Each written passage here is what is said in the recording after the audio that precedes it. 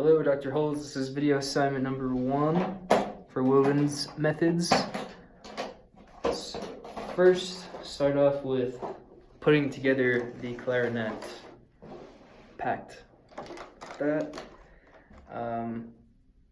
So the first thing that I like to do is start with the bell, and then get the lower joint of the clarinet. You'll know it's the lower one because it's going to have the thumb guard on it.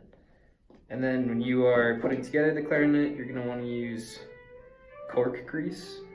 Looks like chapstick, but it's not chapstick.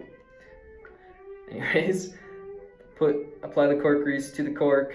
I'd say like about a fingernail length, and then just slide it around and make sure it gets around all parts of the cork. Take your bell, and then with a twisting motion, put the bell onto the lower half of the instrument. Next, I start working my way up to the second part of the instrument. Put this case down.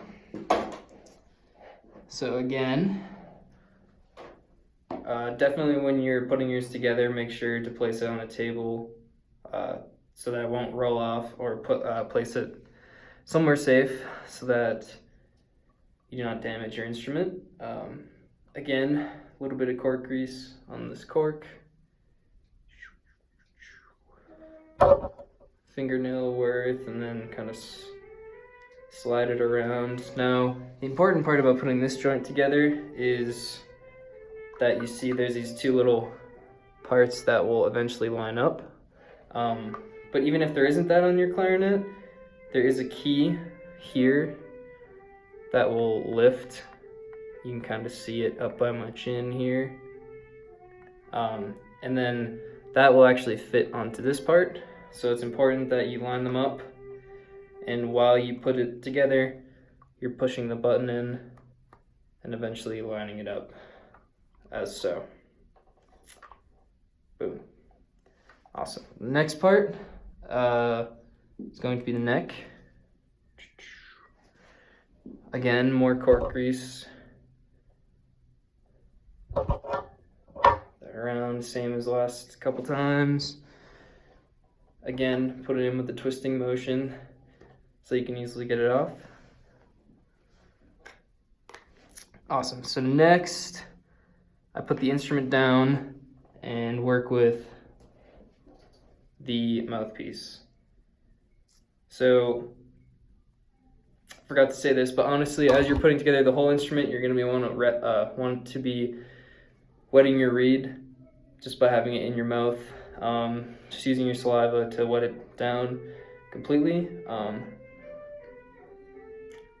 Then next, you're going to want to get your ligature. Make sure that the side that these little screws on it is facing up, and then you place the ligature, or the reed through the ligature, as so. And then the way I like to do it is, if I were to push down this mouthpiece, there's a little gap, maybe like a hairline gap between the top of the mouthpiece and the reed. And then, eventually once you get it in, make sure there's that hairline gap, and tighten up your ligature. Not too tight though, so you can't get it out. Just finger tight. Make sure your reed's wet. And then to get the mouthpiece onto the instrument, again, cork grease. Not there, but on the actual mouthpiece.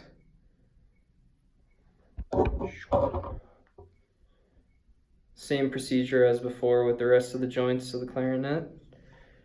Again, turn it in with a twisting motion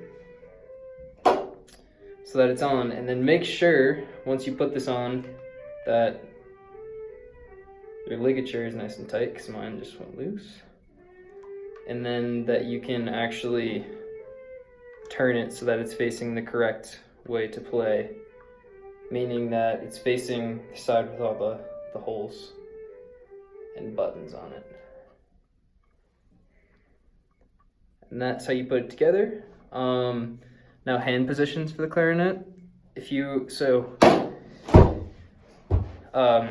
You're gonna want to have your player sit straight up, back either in the chair or up off the front of the chair, their feet nice and flat on the ground. And then the way I was taught was if you just let your hands dangle and then you bring them up, they have a natural sort of curve to them.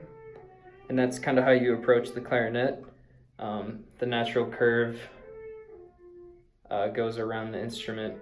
And then for specific finger placement, the thumb is going to go on the register key, and then these 3 fingers are going to cover these 3 holes, and the pinky is going to go onto this key. It's important to not have a hand position that's too flat, because then you can't reach up to can't really slide up to this A key without uncovering that other key. So you're gonna kind of want it to be almost up like that. Then the next position, your thumb is gonna go right under here. It's not so much the inside of your thumb, but it's almost like the part between your first knuckle and your tip of your thumb. And that goes nice and snug in there. And then you cover the 3 holes on the bottom, and then have your pinky right there. Awesome. And then for embouchure, when you first approach your embouchure, the way I've been doing it is kind of make sure you get your tongue on there first. Make sure you wet the reed, and then I like to first put my teeth onto the mouthpiece, and then kind of almost like a smile with the outside, with your lips, and your tongue is not going to be touching the reed unless you're physically tonguing something.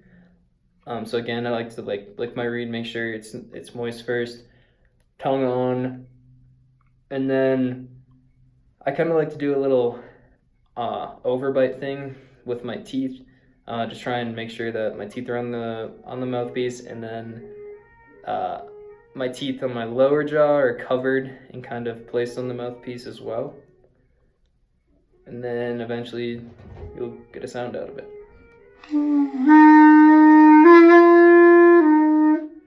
Awesome. Now, number 1 and 2 of essential elements. G is just open G. So.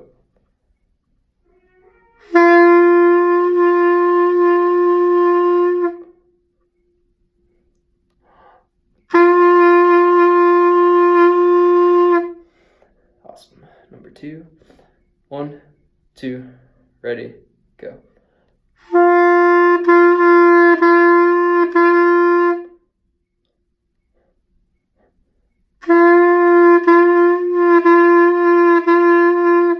Awesome. Cool. And that is it for video assignment number 1. Thank you.